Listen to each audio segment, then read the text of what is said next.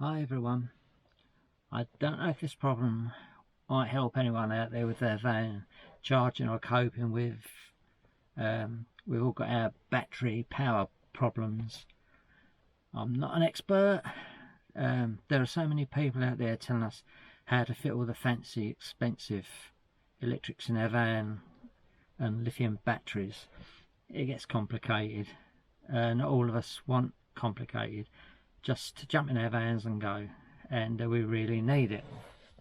It's a smaller van, a VW Transporter, long wheelbase, T4. Our van has a PMS free unit in the corner. I'll stick a picture in of it. We haven't space for all the fancy stuff, haven't got a big garage or anything like that. It's fine if you're driving every day to top your battery or choose hookups in on sites, but if you decide like us to stay 2 or 3 nights off grid, things change a bit. As anyone who follows us knows, that we've recently spent a month in France. For most of that time we were off grid and only stayed in campsites or hooked up for about 6 nights. It's nice to have the occasional shower instead of a wash down. We liked an air, we stayed there 2 or 3 nights. That is where we had to watch our leisure battery when it gets down to about 70% in the evening. Always the evening.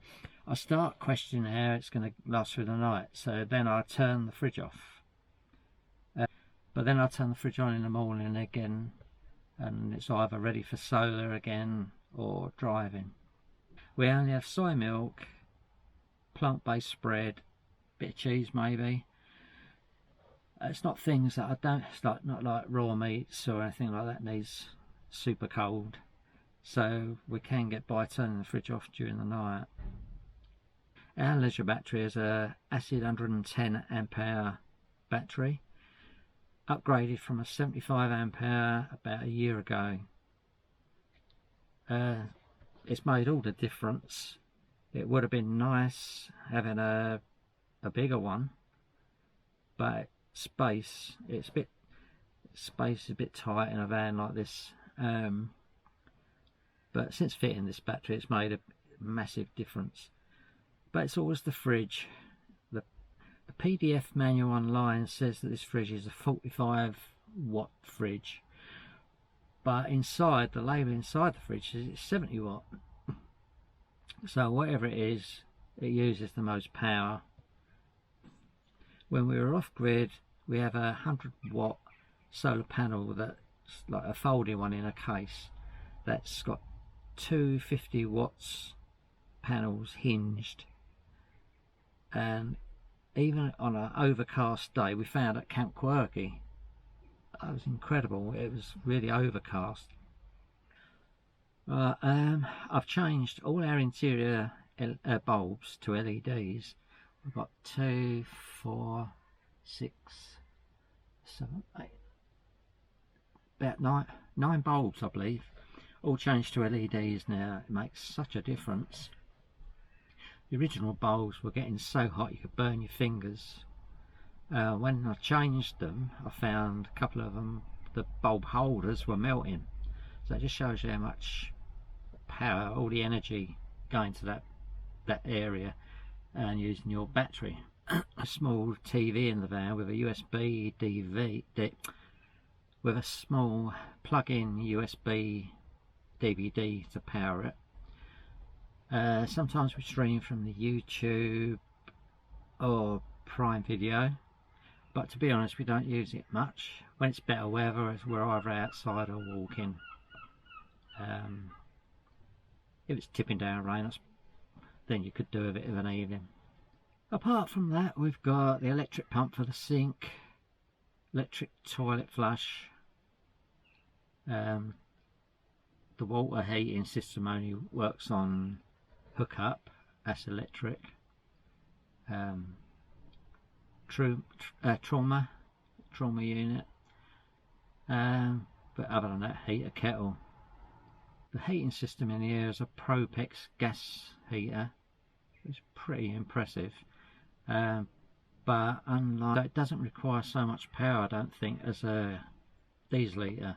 The diesel eaters have got the, from what I've seen on YouTube, the glow plug takes a fair old whack out of your battery, so it's not really, that's not a problem with us. We need to charge our phones and cameras, which isn't too much, that's not a problem. So while we're away, kept thinking about this, and I thought when we get home I would fit a flexible solar panel on the roof over the cab. It's the only space we have left to fit one. We've got the two windows in our roof, a TV area that looks like Star Trek, like the Enterprise.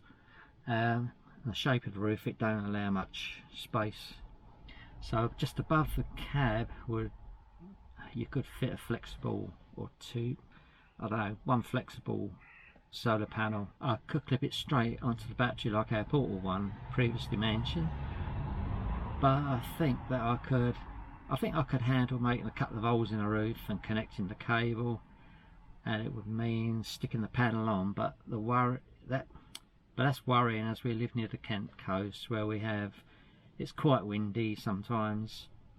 When we went to Scotland, we've been to Scotland twice now, in the Highlands and Skye, and we've suffered a couple of good storms, so I don't know about gluing anything on the roof. Carol said about getting a lithium battery, but then I don't think our basic alternator is going to give enough consistent power to the battery.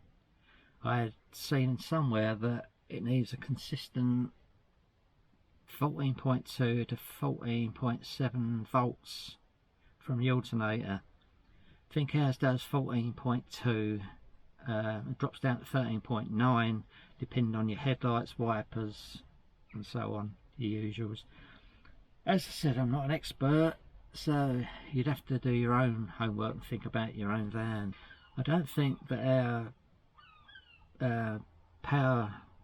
the PMS3 unit would be compatible, as I don't know if the type of charging would suit a lithium battery.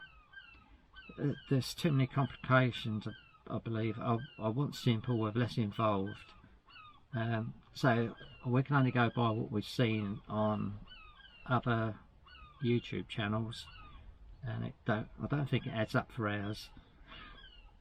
After a lot of thinking, came up with our existing setup would be great, apart from the need for the evening come night time shortfall of power. It's almost okay. As I said, it's just that fridge. Forget the idea of this.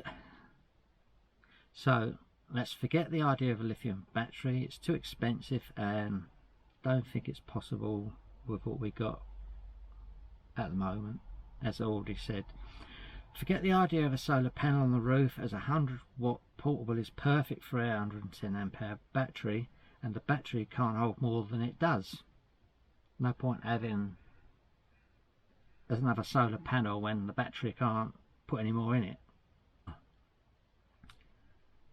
And that battery, with all it's got, drains that, as mentioned, amount, so there's no point. I can't put a second battery in alongside to double up, there's no space, and a bigger acid battery again won't fit in the locker. So we've come up with the idea that suits us and maybe suit others with a smaller van. We've treated ourselves to EcoFlow River 2 Max, and no, it wasn't given to us for free. I wished. Nobody wants to give free gifts away to somebody who's only got 30 subscribers. We chose this one because it had the fastest charging compared to the other brands. It's an hour on mains hookup. It would charge on our solar panel or charge in a cigarette lighter socket. Okay, it won't be an hour, but still faster than the other brands. It's probably the same size as a battery, some people might be thinking, so you could have a second battery anyway. But with this, there's no worrying about it falling over and spillage of acids or anything dodgy, and it's quite safe to put it in certain places in the van. It hasn't been bought for any big electrical devices, but I did try it on the microwave in here. Combi oven. It's a combi oven microwave in here. But just using it on the microwave out of curiosity, and to my surprise it worked. It's a 500 watt with a 1000 watt boost, so I was impressed. It just needed to fill that evening gap that's been left by the fridge. I thought I could plug my trickle charge, like the battery charger I've got in the garage, into the river and connect it to the battery as normal. So I've tried this and it worked okay. But then I thought, why carry a battery charger around with something else to find home for? I can't no idea. I thought, I don't know, but I don't think anybody else that I've seen has done it. Out of all the people we watch, we've never seen it.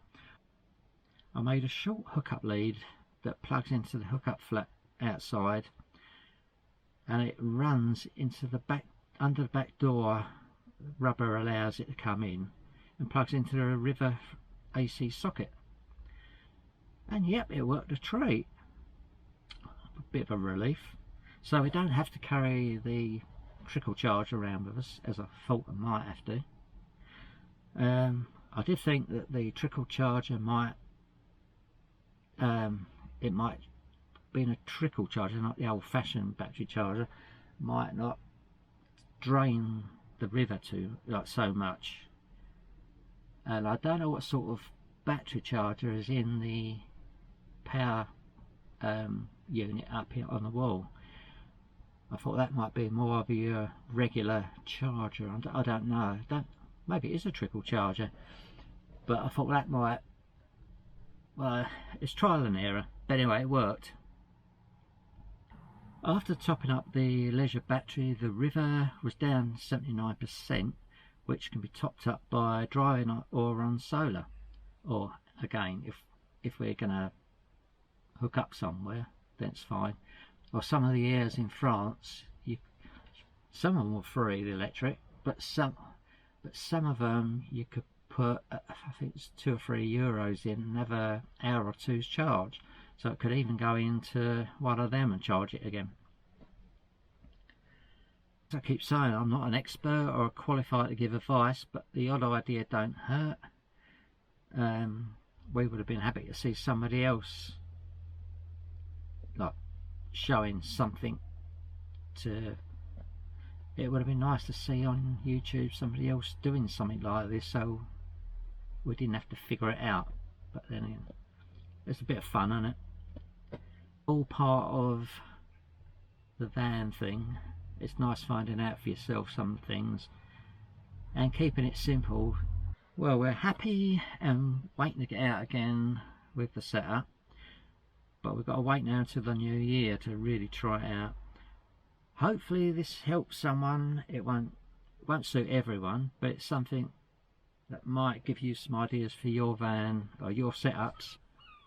If you liked or got something out of this video, please like. If you think I could have done it better, please comment.